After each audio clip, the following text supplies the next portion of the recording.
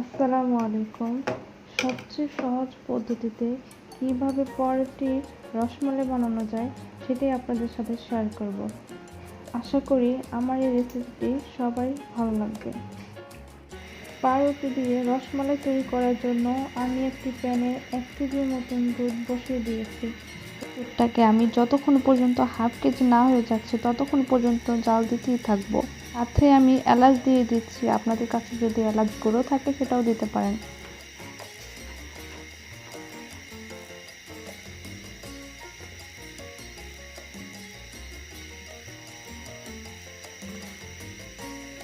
দুধটা বলক আসলে আমি এটার ভিতরে দিয়ে দিচ্ছি পরিমাণ মতন চিনি। যে যতটুকু চিনি খান পরিমাণ মতন দিয়ে দিবেন।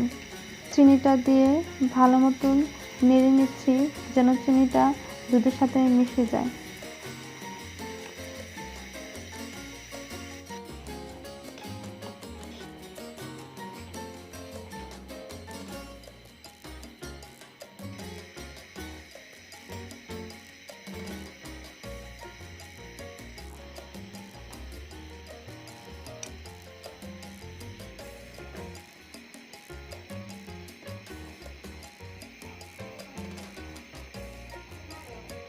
আমার মালাই তৈরি হয়ে গেছে, আমি এখন এলাচগুলো উঠিয়ে ফেলবো।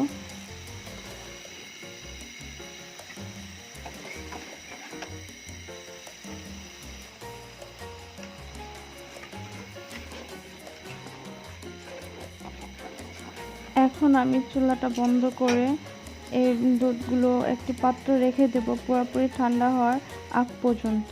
এগুলো বয়ামের মূল দিয়ে গোল গোল শেপ করে আগে থেকে কেটে রেখেছি। পাউরুটিগুলো কেটে নেওয়ার পর পাউরুটির যে অবশিষ্ট অংশগুলো থাকে সেটা কখনোই ফেলার কোনো প্রয়োজন নেই। এগুলো দিয়ে আপনি ব্রেড ক্রাম্ব বানাতে পারবেন। মালাইগুলো ঠান্ডা হওয়ার জন্য একটি পাত্রে ঢেলে নিয়েছি যেন পুরোপুরি ঠান্ডা হয়ে যায়।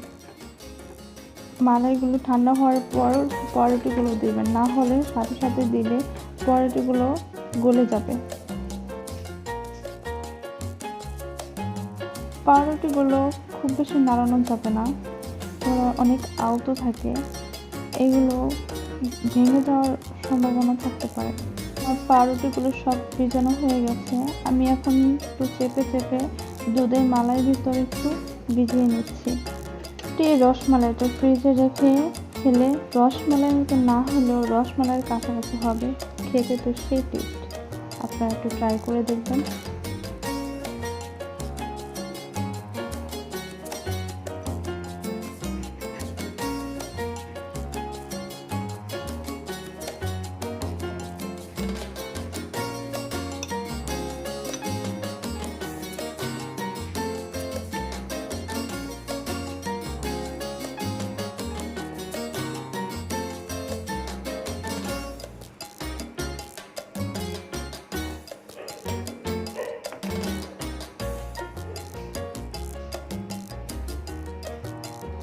আমার ভিডিওটি ভালো লাগলে লাইক, কমেন্ট, শেয়ার করবেন এবং আমার চ্যানেলটি সাবস্ক্রাইব করতে ভুলবেন না।